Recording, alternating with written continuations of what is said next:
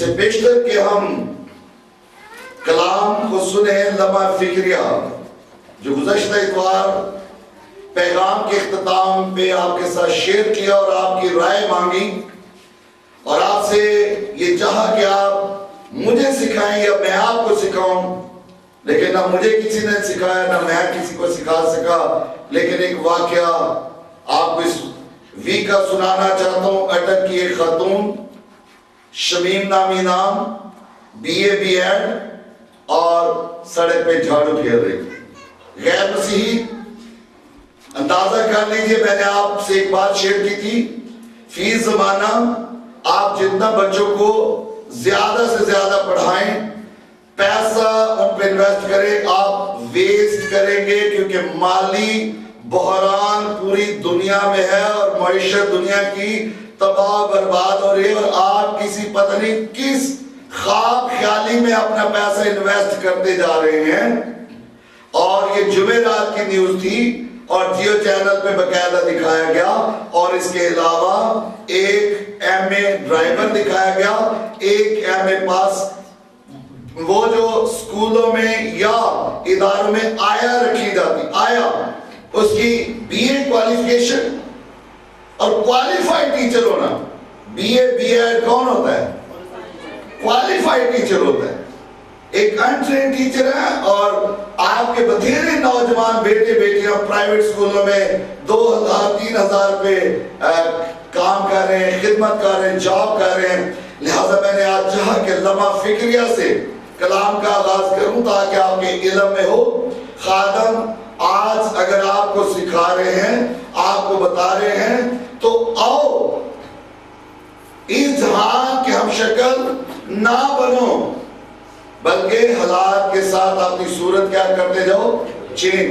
اگر آپ کا بچہ انگلش میڈیم میں نہ پڑھے گا تو کوئی فرق نہیں پڑے گا، تعلیم یافتہ ہونا چاہیے، تعلیم ہو تاکہ جس کو ہم کہتے ہیں ان پڑھ جاہل وہ نہ ہو، اتنی تعلیم ہو کہ جب کبھی بھی اس کو کہیں نہ کہیں سے کوئی موقع ملے تو اس کی وہ تعلیم اس کے کام آ جائے۔ اور اگر آپ بڑے کسی سکوپ کے لیے، بڑے کسی مرتبے کے لیے انتہائی پیسے انویسٹ کر رہے ہیں، تو میں بڑے اس کے ساتھ کہہ رہا ہوں کہ وہ لوگ جو دنیا کی معیشت کو جا رہے ہیں، واقعات حالات کو جا رہے ہیں، اپنے ملک کی حالات کو جا رہے ہیں، اور جس میں وزیر خزانہ کہہ رہے ہمارے پاس پیسہ نہیں، لیڈرز اکٹھے ہو رہے اس معیشت کو ٹھیک کرنے کے بارے میں، تو کل آپ اپنے بچوں کو کہاں بھیجیں گے جاب کے لیے؟ ہم تو آلریڈی دوسرے درجے کی شہری کاؤنٹ ہوتے ہیں، کون سی سفارش چلے گی اور کون سی رشوت؟ آئیں اتنا پڑھائیں۔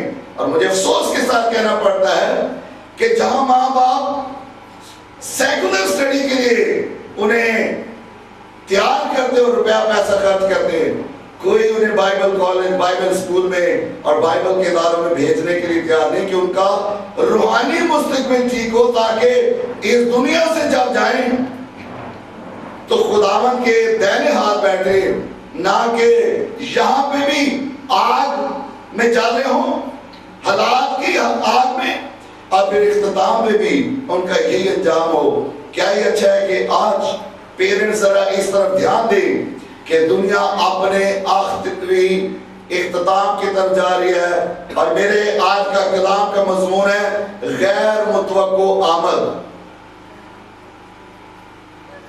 ہم نے اس بات کو جانا کہ خدا یسوع مسیح کی آمد رات کے وقت آنے والے چور کی مانند ہوگی، لیکن اگر متی 24 باب اس کی 30ویں آیت کو پڑھا جائے تو ہمیں یہ دو واقعات لگتے ہیں، اور بہت سے لوگ اس بات سے پریشان ہیں کیونکہ زیتونی واز، جب میں زیتونی واز کہتا ہوں تو انجیل مقدس میں دو پہاڑی واز ہیں، ایک مبارک وادیوں کا ہے اور ایک خدا یسوع مسیح نے اپنے شاگردوں سے خاص دوسری آمد کے تعلق سے کلام کیا، وہ کوہ زیتون پہ تھا۔ اس لیے ہمیں یہ جاننا ہے اور یہ بھی غور کریں کہ جو مبارک بادی ہیں وہ 8 ہے، کاؤنٹ کیجئے، اور یسوع نے جو افسوس کیے وہ بھی 8 ہے۔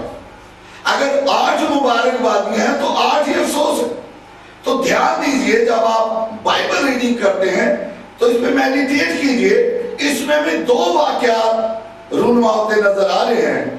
اگر آپ مطالعہ کریں تو شاید آپ بھی سوچیں کہ وہ 2 کی بجائے 1 واقعہ کی بات کر، آپ یہ سمجھیں گے شاید وہ 1 ہی واقعہ کی بات کر، حالانکہ کتنے واقعات بیان کیے جا رہے ہیں؟ 2۔ ایک اعتبار سے تو وہ 1 ہی واقعہ بیان کر رہا ہے، یعنی اپنا جس کی ابتدا اس کی واپسی پر کلیسیا کے اٹھائے جانے سے ہوتی ہے، اور اس کا عروج اس کے جلالی ظہور پہ ہوگا۔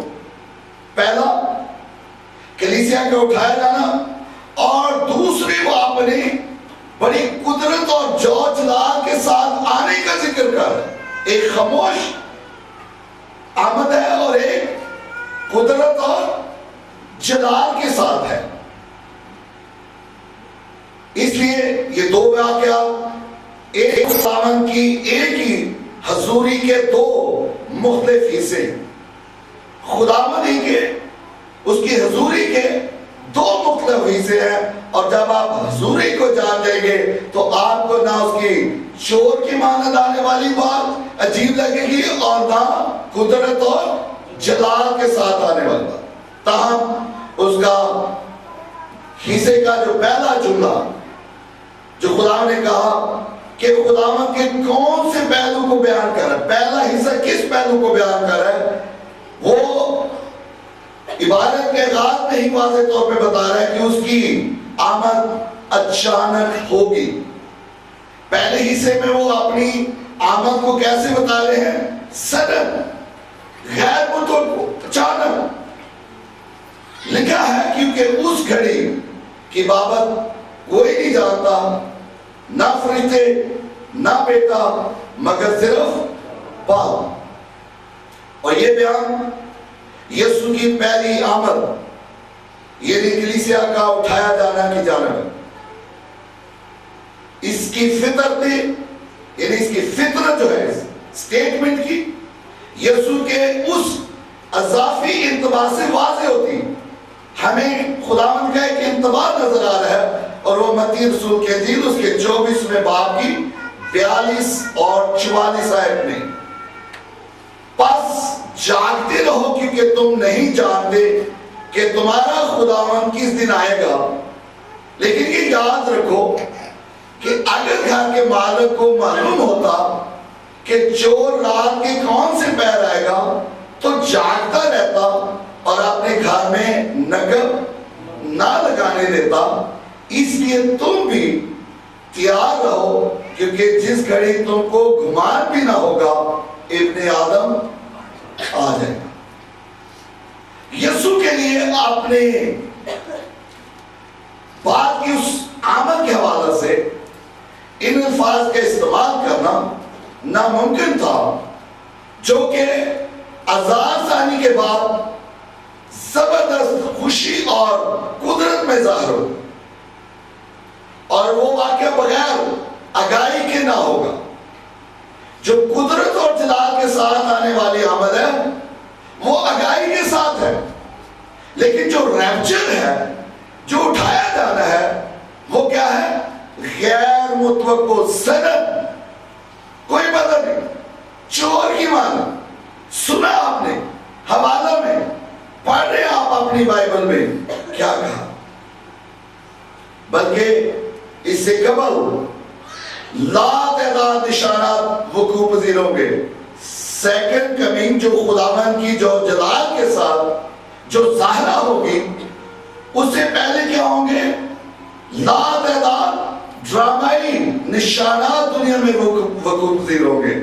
اور متی 24 باب اس کی 29 آیت میں آگاہ کیا گیا ہے۔ اب آگاہی بھی ہے، کیا ہوگا جب جو جلال کے ساتھ آئے گا؟ تو اس ورس میں بتایا اس وقت کے نشانات کیا ہوں گے؟ سورج تاریک ہو جائے گا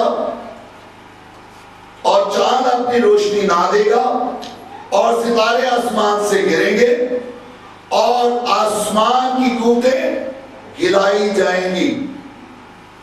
بائبل مقدس کو سمجھنے والا کوئی بھی شخص ان نشانات کو نظر انداز نہیں کر سکتا۔ اگر کوئی صحیح مطالعہ کرتا ہے بائبل کا، بائبل پہ میڈیٹیٹ کرتا ہے، غور و خوض کرتا ہے کلام پر، تو کبھی نہیں ان حوالہ جات کو نظر انداز نہیں کرے گا۔ ہر ایماندار اس کے جلالی ظہور کا ہر وقت متمنی رہے گا۔ لوگ چاہیں گے کہ وہ بڑی قدرت اور جو جلال کے ساتھ، اس کے لیے سارے ہی سب ہی کیا ہے؟ متمنی ہے، امیدوار ہے، خواہش مند ہے۔ مگر آیت 44 ورس 44 میں یسوع اپنے شاگردوں کو بتاتا ہے کیونکہ جس گھڑی تم کو گھمان بھی نہ ہوگا ابن آدم آ جائے گا۔ غیر متوقع آمد اس طرح سے تمہیں معلوم بھی نہ ہوگا، تمہیں پتہ بھی نہیں چلے گا، اور وہ سڈن آ جائے گا۔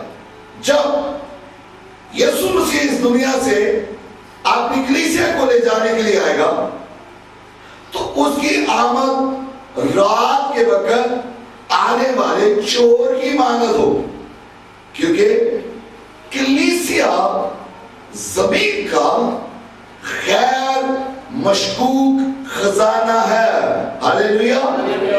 کلیسیا کیا ہے؟ زمین کا ایک خزانہ ہے، لیکن کون سا خزانہ؟ غیر مشکوک، شاکی نہیں کیا جا سکتا، اس لیے اس پہ کس کی توجہ ہی نہیں ہے۔ توجہ کس پہ دی جاتی ہے؟ جو چیز مشکوک ہو۔ کلیسیا ایک غیر مشکوک خزانہ، بڑا خزانہ ہے جسے یسوع آ کر اپنے ساتھ لے جائے گا، مگر دنیا کو اس کے وقوع میں آنے کی خبر نہ ہو۔ جب یسوع اس خزانے کو لے جائے گا، اس غیر مشکوک خزانے کو لے جائے گا، تو دنیا کو پتہ بھی نہیں ہوگا کہ بڑا خزانہ لٹ گیا، الہی بینک کی یہاں سے کیا ہو گیا، اس پہ کیا پڑ گیا ہے؟ روحانی ڈاکہ۔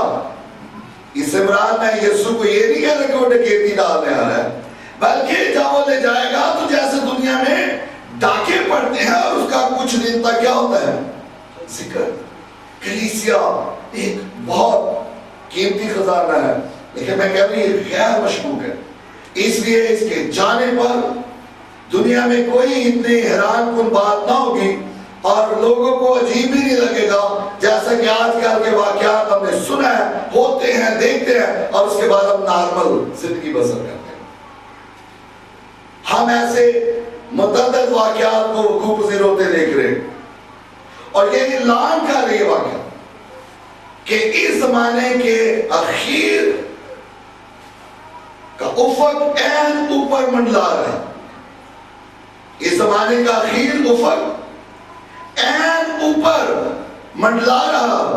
اور میں ایک واقعہ کے ساتھ تھوڑا سا آپ کو بتانا چاہ رہا ہوں۔ ایک خادم، سینئر کہہ لیں، اپنے خادموں کا ہیڈ کہہ لیں، یہ ایسے خادموں میں بیٹھا ہے جو ہم خدمت ہے، لیکن وہ خدمت میں ان سے سینئر ہے، اور جب ان کے درمیان بیٹھا ہے تو ایک سوال کرتا ہے خادموں سے، کیا آپ واقعی یسوع مسیح کی آمد کی آج امید رکھتے ہیں؟ ان خادموں سے سوال کیا جا رہا ہے، آپ واقعی یسوع مسیح کی آمد کی آج ہی امید رکھتے ہیں؟ یہ کویسچن ہے۔ انہوں نے سر ہلا کر جواب دیا، میں آج ہی اس کی آمد کی امید نہیں رکھتا۔ خادموں کا جواب کیا تھا؟ ہمیں آج اس کے آنے کی امید نہیں ہے، ابھی ہم اس کی امید آنے کی آج نہیں رکھتے۔ اس پر اس خادم نے کچھ کہے بغیر کاغذ کا ایک ٹکڑے لیے